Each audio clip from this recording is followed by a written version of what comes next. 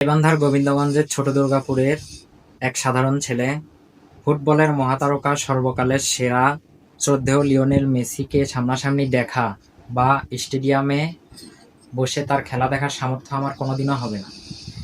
2026 বিশ্বকাপই হতে যাচ্ছে তার জন্য শেষ বিশ্বকাপ। এই ভাবনা থেকেই আমি ভাবলাম তাকে দেখতে না পারি, কিন্তু আমার মনের মণিকোঠায় জমে থাকা ভালোবাসা দিয়ে তাকে নিজের হাতে গড়তে তো পারবো। সেই আবেগ থেকে আমি মাটি দিয়ে গত 6-7 দিনে লিওনেল মেসির এই ভাস্কর্যটি বানিয়েছি। পরবর্তীতে এটিকে সিমেন্ট অথবা ফাইবারে কনভার্ট করে যত্নে সারা জীবন আমার কাছে রেখে দিব।